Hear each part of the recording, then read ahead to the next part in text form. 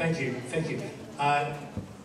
Jess, I'd love to talk, and I thought it was very enlightening. The whole panel really moved me. There were a couple of words that really struck me, and one, unfortunately Caroline's not here, she said both of them. And one of them was cryptosporidium, which I just really like the sound of that word. It's a terrible thing. It sounds something like you hear in Liverpool. He's got cryptosporidium. The other thing I heard was the word moratorium. I was there in 1969 and in 1970. My dad was a barber, my hair was down to my bum. My mum and dad didn't like the idea, but I was there for that moratorium. And let me tell you, I'm here for this one. I'm here for this moratorium. I want to stop coal seam gas cold dead now. I support a Royal Commission, and I want to absolutely stop the nature of fracking. I want to stop that. And I'm prepared to put that into my campaign platform. One thing that Justin said was that you were looking for a group in Kiama. I'm more than happy to convene that group. So if I can speak with Justin later on, we can sort something out. Thank you. It wasn't actually a question, but I'll give it to the panel to comment on if they wish. Yeah, it's great to see people. I'd like to acknowledge too Barratt's contribution. I think that was a fair and reasonable contribution, and I'd like to acknowledge that he's been on a bit of a journey there with a lot of people with coal seam gas, and I'm very pleased to hear that he's campaigning for an end to coal seam gas in water catchments. This will be a massive federal election issue. We've got a federal election candidate here, and it should be, because there is a role for the federal, for whoever is in government federally to be involved here in terms of the administration of the EPBC Act. And under that Act, Tony Burke, the country's Environment Minister, the first two decisions he made as Environment Minister was to approve the largest coal seam gas fields in Australia, in Queensland.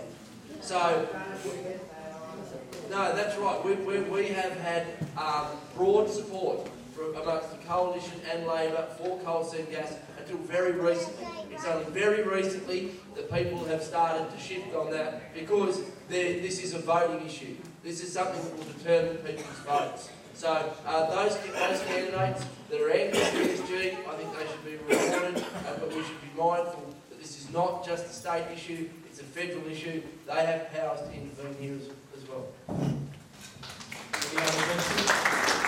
Yes, John?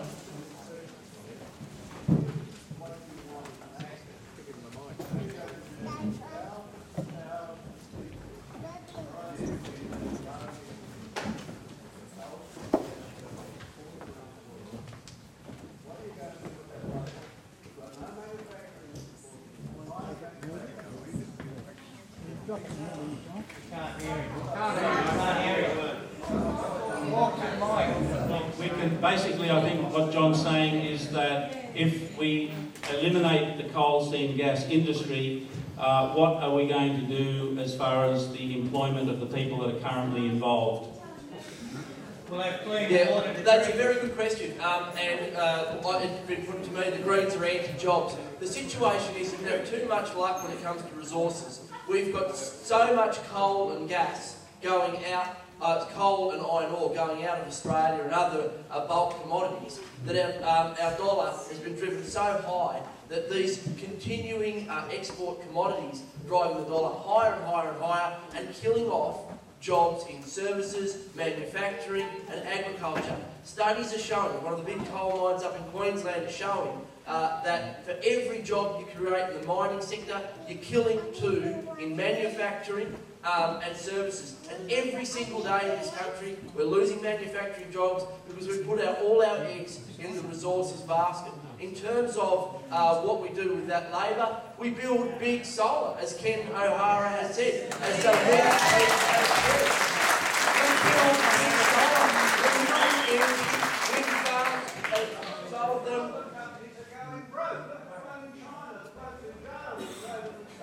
Well, the renewable energies are growing across Australia, across the globe. We've seen carbon tax a carbon price.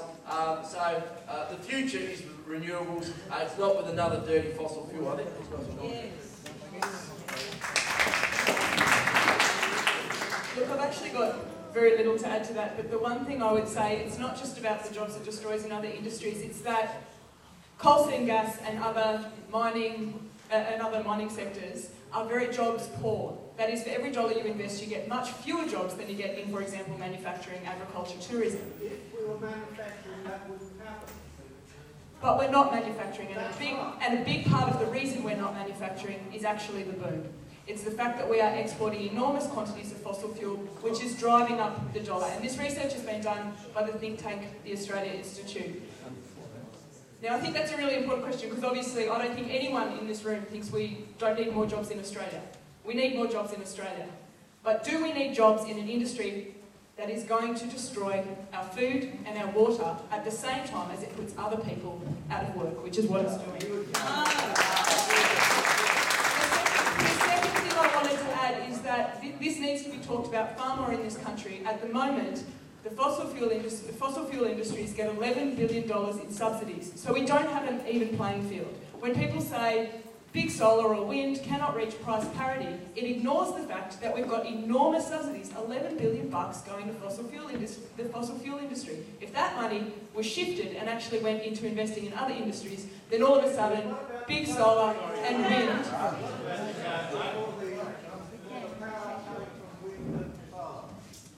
That's enormous. We're paying to our bills. 2%. I'll say one very simple thing, and that is if we put $11 billion in subsidies that currently go into fossil fuels, we would invest that money where there is a much higher rate of employment in industries that don't threaten our land and our water.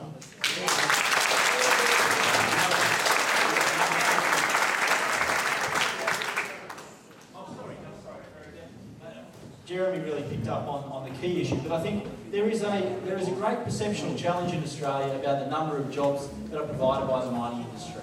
And it is very clear the percentage of jobs, direct jobs and indirect jobs in the mining industry is 2% of the employment in Australia. That is clear.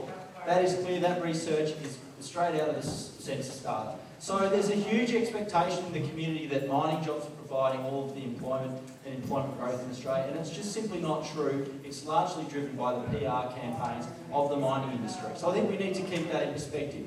China next year alone will build enough solar and wind power to replace half of Australia's entire electricity generation in 1 year alone. The level of growth of renewable energy overseas will drive the price of construction of renewable projects down so quickly over the next 5 to 10 years. And if we are not on the right side of that curve, we're going to be left with the most expensive power in the world, which will be coal-fired power and gas-fired power. And all the data is pointing to that. And only last month, for the first time, the cost of building new coal-fired power stations and gas-fired power stations will be more expensive than building baseload solar thermal and wind power in Australia. That data is there. The banking industry is saying there will never be another coal-fired power station built in this country because of pure economics.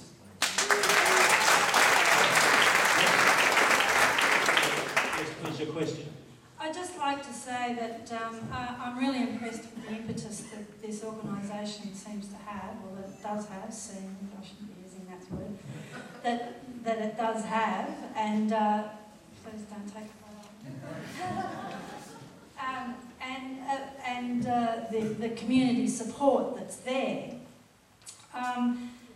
However, I was just wondering if there has ever been mooted the idea of trying to revamp and give claws and teeth back to the Land and Environment Court. We seem to have annihilated the Land and Environment Court with everything else over the past decade. We've still got one.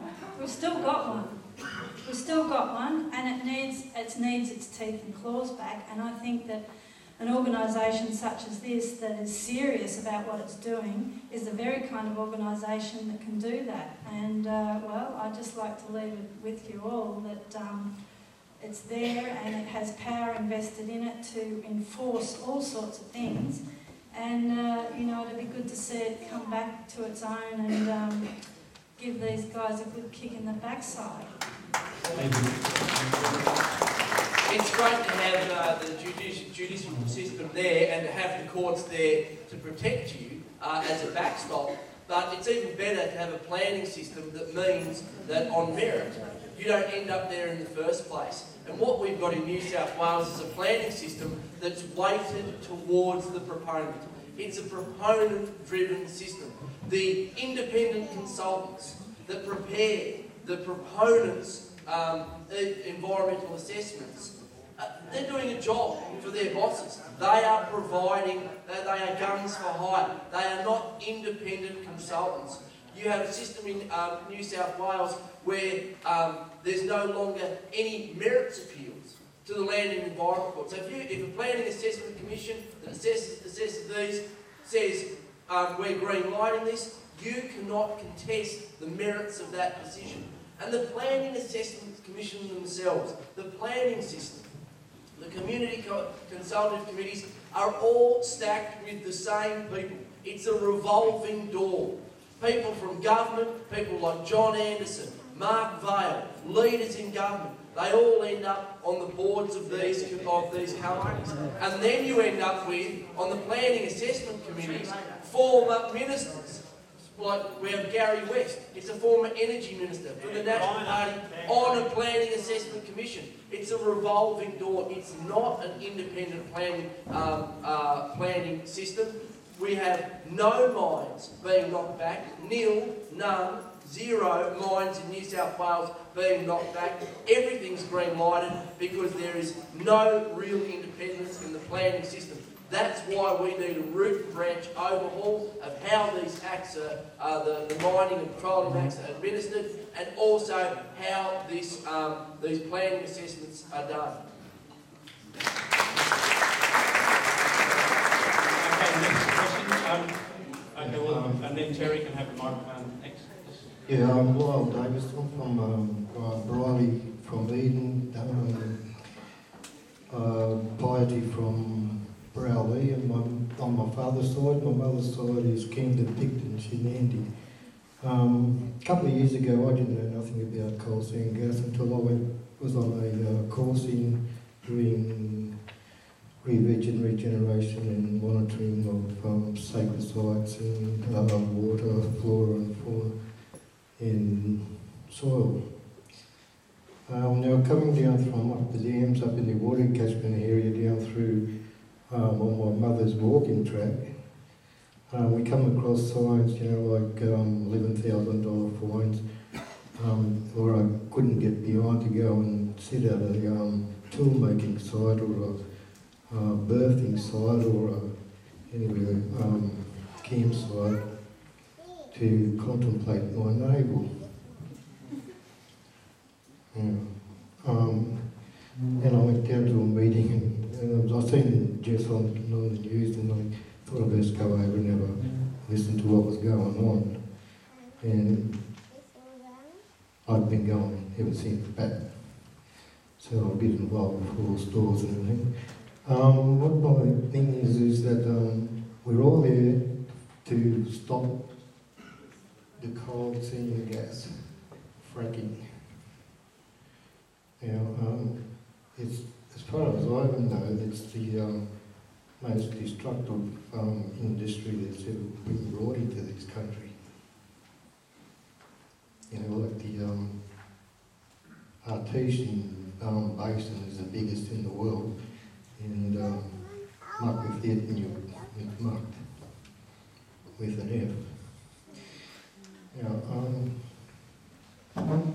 I'd like to know from, whether you're Green, whether you're Labor or Liberal or Nationals or whatever, what you're going to do to look after my heritage and culture.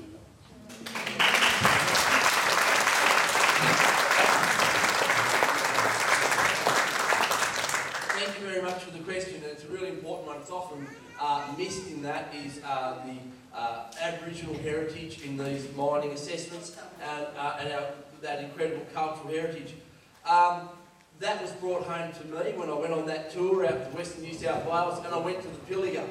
Now, I don't know if you've been to the Pilliga.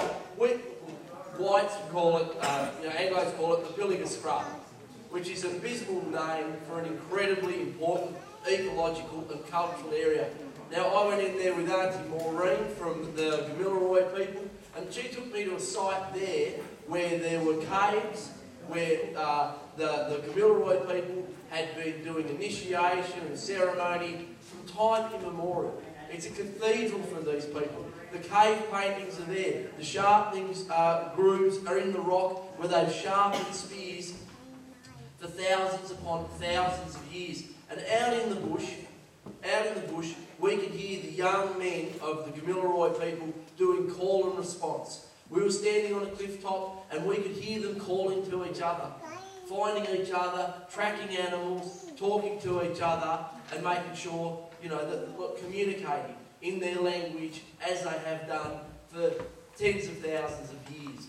And I realised that was another thing that was at stake.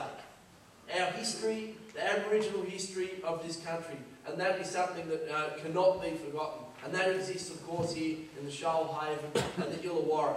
And again and again, in the planning system, we just see mining developments given consent to destroy. Consent to destroy this, consent to destroy that. And it's all our heritage. Our agricultural, our Aboriginal, our ecological heritage is just smashed in a rush for 10 years of cheap gas for Korea, Japan and China. It's complete madness, and future generations will condemn us if we allow it to happen. I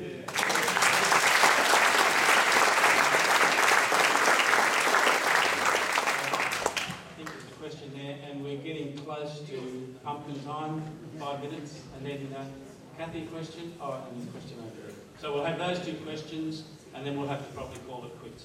Terry. Thank you very much, Terry Barratt, Greens candidate for the Gilmore electorate. And it's important, if you haven't already realised it, that the 3 candidates for Gilmore are here tonight, Neil and Anne as well as myself. So it's good to see that. Just 2 points. One, as far as the state's concerned, and Gareth, in his letter that he's passed around tonight, he said some quite interesting and important things and drawn attention to these things. There is one matter he hasn't raised, and that's the opt-out provision in the new regulations or the draft regulations for councils to identify that their area or the interest they're involved in can be excluded from these provisions. So I just draw your attention to that. Gareth may want to respond in that regard. The other thing is Jess and Germany have made particular reference to the water trigger under the Environmental Planning and Biodiversity Conservation Act, the EPBC Act, which is the Commonwealth environmental legislation that protects threatened species and a whole range of other environmentally important things. This water trigger is the first time that this has become, the water has become a national issue under that Act. And they did point out just how weak and inadequate those provisions were. But there is another issue to do associated with this, and I think this, perhaps people there might like to comment on it if you're aware of it, but there was proposals by the federal government, the federal Labor government, to hand over the powers of the operation and the management of that Act to the states. And it's very pleasing to see that they had second thoughts about it and realised this would be an inappropriate thing to do. But I've just heard recently that the coalition is considering that this is the way to go to simplify the process and get approvals going. Now, we do see the shortcomings at the state levels. Why should the Commonwealth Government pass over these very important rules and regulations, these very important national laws, to administration of the states? What's the sense of us having a federal government if they're not going to police and exercise their own piece of legislation? That doesn't guarantee that they're going to do a good job, particularly if Anyway, the question is, well, I'm asking for the people here, I'm asking the people here to respond to those matters I've raised, because they are 2 important matters, both at the state level and the Commonwealth level, that have not been addressed. It was 5 minutes to 7 too. Greg. Well, it makes no sense at all. I wouldn't give Barratt or any state government any more power whatsoever. They haven't proved that they can administer the laws that they have at the moment. The companies aren't complying, they aren't administering them, and the rhetoric is incredibly concerning. They say we need to cut green tape. We need to cut the green tape so we can facilitate more mining, so that we can have more development, more jobs, more other things. The green tape that created the Wild Rivers legislation, the green tape that saved the Franklin River, the green tape that saved some of our headlands and coastlands from development, the green tape that saved the Great Barrier Reef and Kakadu. Oh, sorry, well, that's enough. I'm in the roundup down here, but that's okay. There's a rush to cut green tape that I don't think is adequate enough. And I certainly am very concerned that with the state government, you get 2 steps forward, 1 step back. They announced exclusion zones for local government areas, and if you're 1,000 people or more, and villages in certain areas.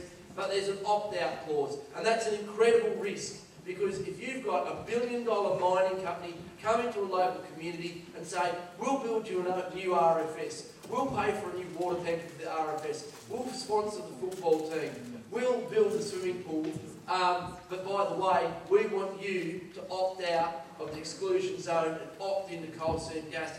That's wrong. Communities should have the power to say no to coal seam gas across the state, but giving them the power to say yes when they're in defiance of their neighbours, and I think is an enormous risk, and it concerns me that Barratt, with that announcement, created a loophole that's a corruption risk.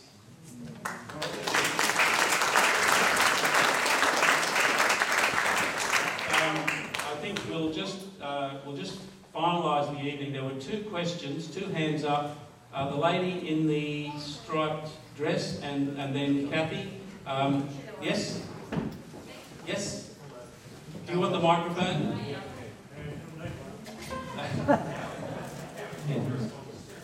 Yes, okay.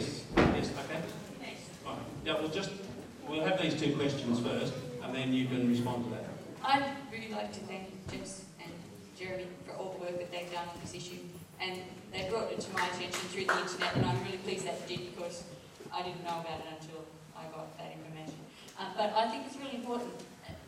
Jeremy's green, let's face it, and that's a good thing for Jeremy, and I'm grateful for the work that he does, but he's also got a political persuasion, and I think it's really, really important that we understand that this is not about politics. It's about saving our land, our water, and that means saving our lives. It doesn't matter what political persuasion you are, it doesn't matter if you're Aboriginal or whatever walk of life you come from, everyone needs to stand up and fight this issue, or we are not going to beat it. And if you want to see all of your agricultural land in Australia look like that patchwork up there, do nothing. But if you don't, do something, because that's what we have to do.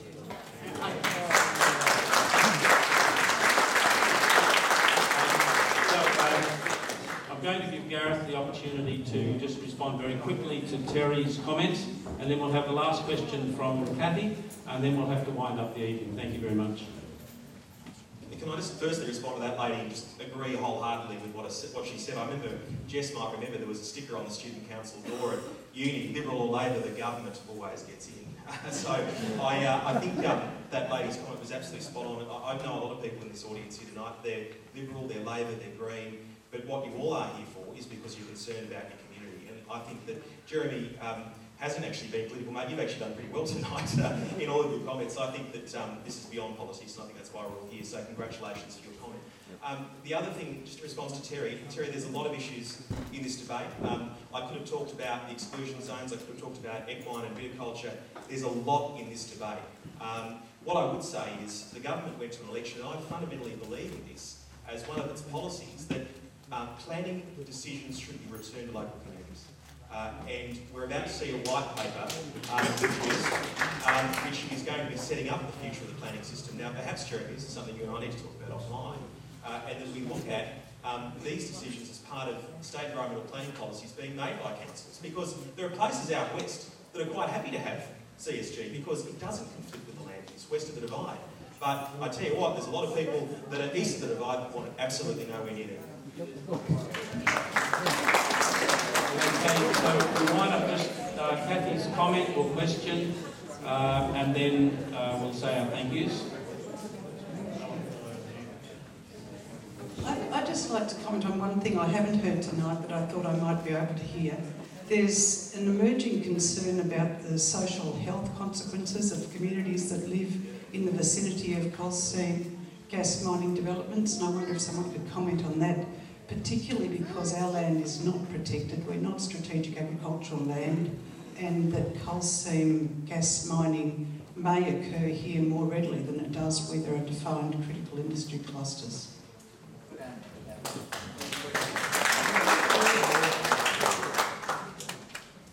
Unfortunately, we're in a very difficult position when it comes to hard facts on health, and you know, it's often very hard. We see correlations. That is, we see a coal seam gas field set up, and particularly if we look at somewhere like Tara, which was the rural estate I showed the photograph of, that looked like a grid. There are kids being airlifted out of that area with nosebleeds, respiratory problems. This is a correlation. But to prove, when there's no baseline data, that it's the establishment of that coal seam gas field that led to those outcomes is incredibly difficult. Now, there are no peer-reviewed studies that say there are no health impacts from coal seam gas development. There are now 3 peer-reviewed studies that say there are enormous health impacts from coal seam gas development. So that's where we're at. A lot more research needs to be done. But to put it really simply, if you're going to release toxins into an environment, you create health risks. Yeah. One of the most powerful things I saw in the United States was a little place called Pavilion in Wyoming. And there you run your taps and it smells like diesel. It just smells exactly like diesel. You can't wash in the water, you can't put it on your skin, if you've got to ventilate the house, if you run the water, the company doesn't take responsibility, they truck the water in. And the women in that community are all suffering, not all of them, but there are people there, as Jesse said, there's a correlation, are suffering from a thing called neuropathy. And it's where you lose your sense of taste, smell, and the sense of feeling in your hands. And it's associated with people who've worked long-term in gas fields from exposure to heavy metals. That community is in the middle of nowhere. It lives on a snow melt from the Rocky Mountains, one of the most pure and pristine places in the world. And yet, they've got the coal seam gas come in, and then everyone's getting sick. So, do we want to be guinea pigs in that experiment? Why not? America's going so gung-ho at this, we've only got to wait 10 years to see what's going to happen. And if we're proved wrong, we're proved wrong. But I'm convinced that when we look to the United States in 2030, if we don't develop coal seam gas, we'll thank our lucky stars, we'll thank people like Ken O'Hara and Jess Moore, and those people, regardless of political persuasion, who stood up and said no to coal seam gas.